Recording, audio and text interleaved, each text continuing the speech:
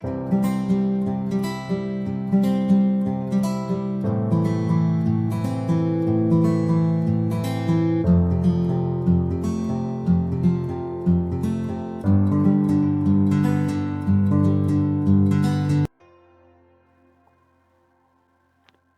To study blog में आप सभी का स्वागत है।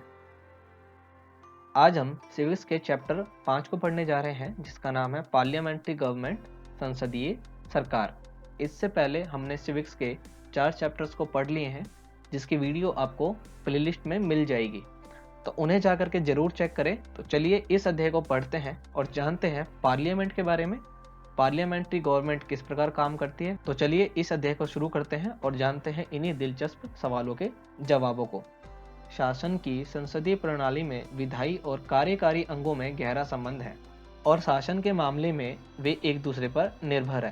यानी कि शासन की संसदीय प्रणाली में विधायी और कार्यकारी अंग, यानी विधायिका और एक कार्यपालिका जो है, इन दोनों के बीच में एक संबंध है और ये एक दूसरे पर निर्भर भी है। सामान्यतः संसदीय प्रणाली में राज्य का प्रमुख सरकार प्रमुख से भिन्न व्यक्ति होता है, जबकि अध्यक्षीय प्रणाली में सरकार प्रमुख तथा राज्य प्रमुख एक ही व्यक्ति होता है। इसके बाद देखिए क्या बताया गया है। संसदीय प्रणाली में सरकार की नीतियों और विधेयकों के कार्यान्वयन की जिम्मेदारी कार्यपालिका पर होती है।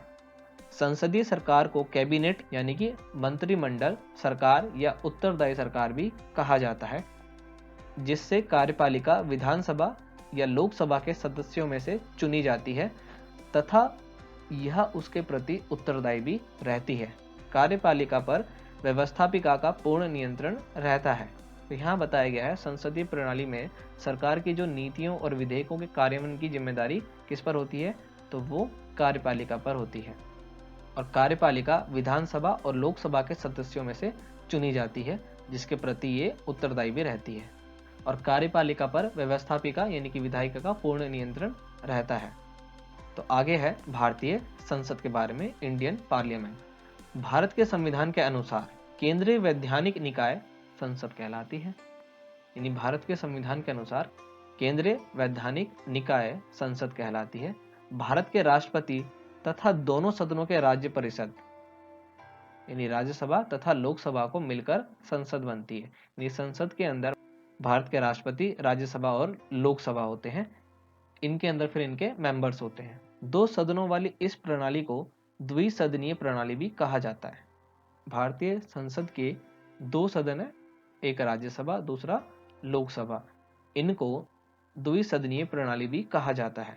यद्यपि राष्ट्रपति संसद के किसी भी सदन का सदस्य नहीं होता।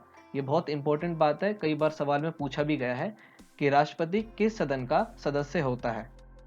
इनमें से कोई भी नहीं, क्योंकि राष्ट्रपति किसी भी सदन का सदस्य नहीं होता है और ना ही वो संसद की कार्यवाही में भाग लेता है। फिर भी वह संसद का अभिन्न अंग होता है, क्योंकि संसद जो है वो राष्ट्रपति, राज्यसभा और लोकसभा से ही मिलकर के बनती है।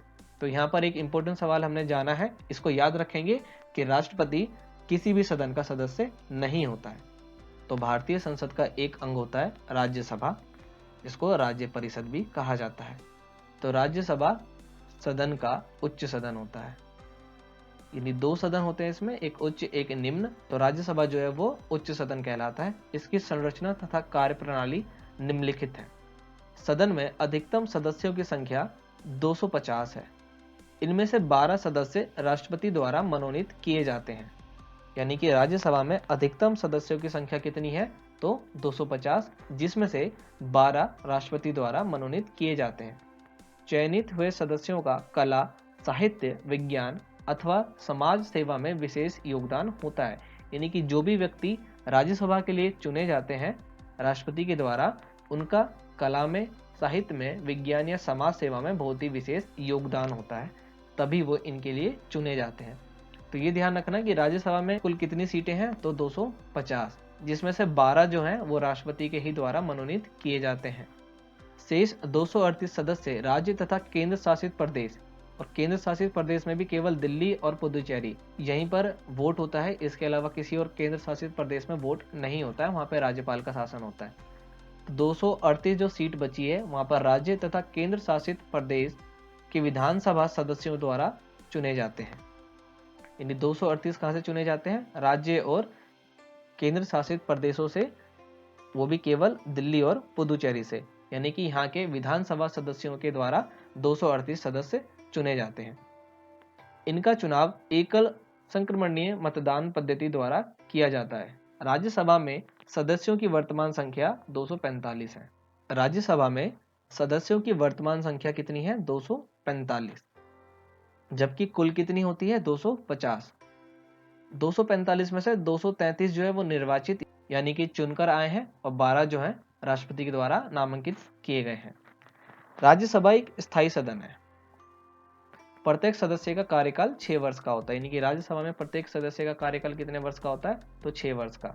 1/3 सदस्य प्रत्येक 2 वर्ष में सेवानिवृत्त हो जाते हैं। यानी कि प्रत्येक 3 में से एक जो व्यक्ति है वो 2 वर्ष में सेवानिवृत्त हो जाता है, यानी उसका जो कार्यकाल है वो खत्म हो जाता है। तो राज्यसभा एक स्थायी सदन है। प्रत्येक सदस्य का कार्यकाल 6 वर्ष का होता है और 1/3 सदस्य प्रत्येक 2 वर्ष में सेवानिवृत्त हो जाते हैं, यानी उनका जो कार्यकाल है वो खत्म हो जाता है। राज्यसभा में राज्यों के प्रतिनिधि का निर्वाचन राज्य विधान के निर्वाचित सदस्य करते हैं। यह चुनाव अनुपातित प्रतिनिधित्व पद्धति के द्वारा एकल संक्रमणीय मत द्वारा होता है। उसके बाद देखिए क्या बताया गया, भारत का उपराष्ट्रपति इसका पदेन अध्यक्ष होता है। यानी कि राज्यसभा का अध्यक्ष कौन होता है? तो वो भारत का उपराष्ट्रपति होता है। सदन के सदस्यों में से एक उपाध्यक्ष चुना जाता है जो सदन की दैनिक कार्यवाही को संचालित करता है। उसके बाद देखिए क्या बताया गया, वित्तीय मामलों के अलावा अन्य मामलों में दोनों सदनों को समान अधिकार प्राप्त है।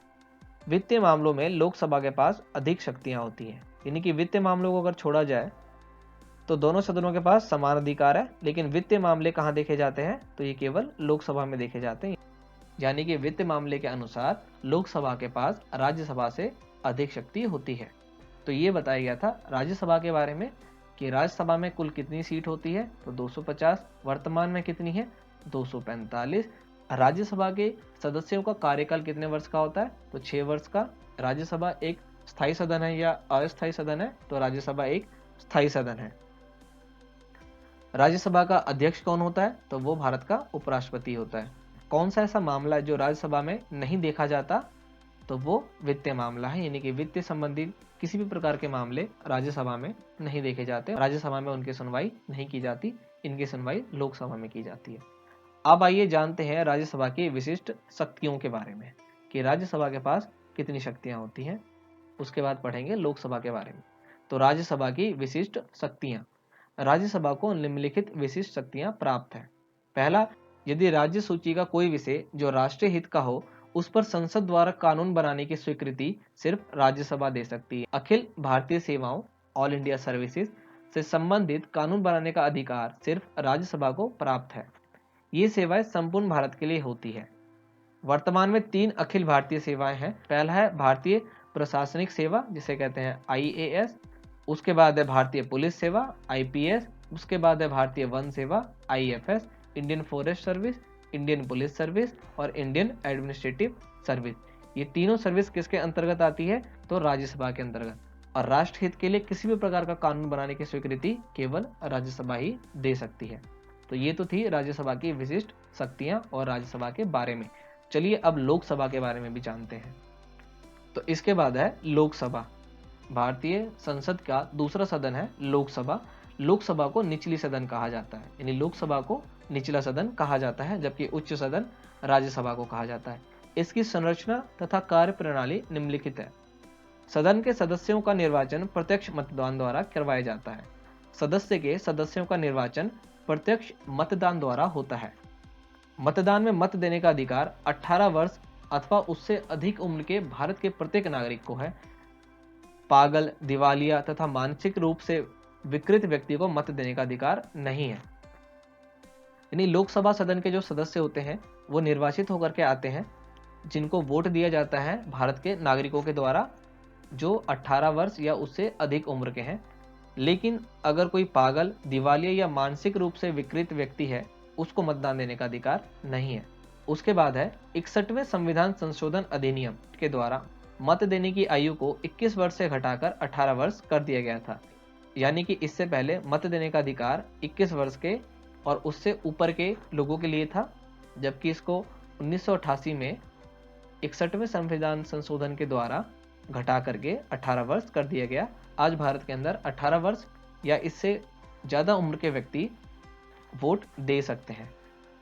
इसके बाद है संविधान के अंतर्गत लोकसभा के सदस्यों की अधिकतम संख्या 552 हो सकती है। इनमें से 530 सदस्य विभिन्न राज्यों से तथा 20 सदस्य केंद्र शासित प्रदेशों से निर्वाचित होंगे एवं 2 सदस्य आंग्लो भारतीय समुदाय यानी कि एंग्लो भारतीय समुदाय से राष्ट्रपति द्वारा नामांकित किए जाएंगे। यानी कि 552 में से 530 जो है वो राज्यों से आएंगे यानी स्टेट से आएंगे, 20 जो है केंद्र शासित प्रदेश और जो 2 है उसको राष्ट्रपति नामांकित करेगा जो एंग्लो इंडियन समुदाय के लोग होंगे। वर्तमान में लोकसभा के कुल सदस्यों की संख्या 545 है और राज्यसभा के सदस्यों की संख्या 245 है, जिनमें से 530 राज्यों से, 13 जो है केंद्र शासित प्रदेश से और 2 जो है एंग्लो इंडियन समुदाय से जो राष्ट्रपति ने नामांकित किए हैं। यानी कि 545 में से 530 तो राज्यों से आए हैं, 13 जो है वो केंद्र शासित प्रदेशों से आए हैं और जो 2 हैं वे एंग्लो इंडियन समुदाय से आए हैं, जिन्हें राष्ट्रपति ने नामांकित किया है। लोकसभा का सदस्य निर्वाचित होने के लिए न्यूनतम आयु 25 वर्ष होनी चाहिए। सामान्यतः लोकसभा की अवधि 5 वर्ष की होती है, जबकि राज्यसभा में कार्यकाल कितना है 6 वर्ष का। इसके पश्चात यह स्वतः भंग हो जाती है, यानी दोबारा इलेक्शन होता है तब ये दोबारा बनती है। परंतु विशिष्ट परिस्थितियों में राष्ट्रपति इसे 5 वर्ष की अवधि से पूर्व ही भंग कर सकता है। राष्ट्रीय आपातकाल के स्थिति में संसद के अनुमोदन द्वारा लोकसभा की अवधि को 1 वर्ष तक के लिए बढ़ाया जा सकता है। यानी कि अगर आपातकालीन स्थिति आ जाएगी तो संसद की जो अवधि है वो 5 से बढ़ा करके 6 वर्ष किया जा सकता है, केवल 1 वर्ष के लिए इसको बढ़ाया जा सकता है। तो यहाँ पर तो हमने पढ़ा राज्यसभा के बारे में, राज्यसभा की शक्तियों के बारे में, उसके बाद पढ़ा हमने लोकसभा के बारे में। लोकसभा जो है वो अस्थायी सदन है, निचला सदन है। इसमें सदस्यों की अधिकतम कितनी संख्या है तो 552। अभी कितनी है 545। राष्ट्रपति कितने व्यक्ति को नामांकित कर सकता है तो 2, और वो कहाँ के होने चाहिए तो एंग्लो इंडियन समुदाय के होने चाहिए। अब हम पढ़ते हैं लोकसभा की विशिष्ट शक्तियों के बारे में। तो लोकसभा की विशिष्ट शक्तियां निम्नलिखित हैं। धन विधेयक अथवा वित्त विधेयक लोकसभा के पटल पर ही लाया जा सकता है। धन विधेयक और वित्त विधेयक इनसे रिलेटेड जितनी भी चीजें होंगी वो लोकसभा के पटल यानी कि लोकसभा सदन में ही आएगा। धन विधेयक पर राज्यसभा जो है वो सिर्फ सलाह दे सकती है, लोकसभा उस सलाह को स्वीकार कर भी सकती है और नहीं भी, यानी इसको बाध्य नहीं कर सकते हैं। मंत्री परिषद सिर्फ लोकसभा के प्रति जिम्मेदार होती है। विश्वास अथवा अविश्वास प्रस्ताव सिर्फ लोकसभा में ही लाए जा सकते हैं, यानी कि कोई भी प्रस्ताव अगर आया है उस पर आप विश्वास जता सकते हैं, यानी उसके लिए आप एग्री हो सकते हैं या फिर आप उस पर एग्री नहीं भी हो सकते हैं। लोकसभा में सत्ताधारी दल का प्रधान या मुखिया प्रधानमंत्री होता है या बहुमत दल का नेता होता है, जैसे कि अभी हमारे प्रधानमंत्री नरेंद्र मोदी है, जो बहुमत दल के नेता है तो वे अभी भारत के प्रधानमंत्री है। और लोकसभा में सत्ताधारी का प्रधान यानी मुखिया जो है वो प्रधानमंत्री ही होता है, और इसीलिए हर 5 साल पर ये बदल जाता है, क्योंकि प्रधानमंत्री का चुनाव जो है वो हर 5 साल पर दोबारा होता है। आइए देखते हैं संसदीय कार्यवाही के उपकरण। संसद में कुछ आवर्स चलते हैं, जैसे पहला है प्रश्नकाल यानी क्वेश्चन आवर। प्रत्येक संसदीय बैठक का प्रथम घंटा इसके लिए आवंटित है। इस दौरान सामान्यतः सदस्य प्रश्न पूछते हैं और मंत्री जवाब देते हैं। प्रश्न 3 प्रकार के होते हैं, तारांकित, गैर तारांकित यानी अनस्टार्टेड तथा अल्प सूचित। उसके बाद शुरू होता है शून्यकाल, 0 आवर। यह प्रश्नकाल के तुरंत बाद आरंभ हो जाता है और तब तक चलता है जब तक दिन की कार्यसूची तय नहीं हो जाती। संसद की कार्यविधि में इसकी कहीं भी चर्चा नहीं है, परंतु यह वर्ष 1962 से अस्तित्व में है। यानी कि सबसे पहले संसद के अंदर प्रश्नकाल होता है जो शुरू का 1 घंटा होता है और उसके बाद शून्यकाल शुरू हो जाता है जब तक कि कोई भी कार्यसूची तय नहीं की जाए। विशेषाधिकार प्रस्ताव, प्रिविलेज मोशन, या किसी मंत्री द्वारा संसदीय विशेषाधिकार के हनन से संबंधित है। यदि संसद के किसी सदस्य को ऐसा लगता है कि किसी मंत्री ने संसदीय विशेषाधिकार का हनन किया है तो वह इस विशेषाधिकार का प्रस्ताव ला सकता है। तो ये तो था संसदीय कार्रवाई के उपकरण के बारे में कि प्रश्नकाल कौन सा काल होता है। तो प्रत्येक संसदीय बैठक का प्रथम घंटा प्रश्नकाल कहलाता है और उसके बाद का टाइम शून्यकाल कहलाता है। चलिए आगे राष्ट्रपति के बारे में पढ़ते हैं, देखते हैं राष्ट्रपति के बारे में क्या बताया गया है। तो हमने भारतीय संसद के अंतर्गत ये पढ़ा था कि भारतीय संसद के 2 सदन, लोकसभा, राज्यसभा और राष्ट्रपति, ये तीनों मिलकर के संसद का निर्माण करते हैं। तो हमने इसके अंतर्गत राज्यसभा को पढ़ा, राज्यसभा की शक्तियों को पढ़ा, लोकसभा को पढ़ा और लोकसभा की शक्तियों को पढ़ा। आइए अब राष्ट्रपति के बारे में भी पढ़ते हैं।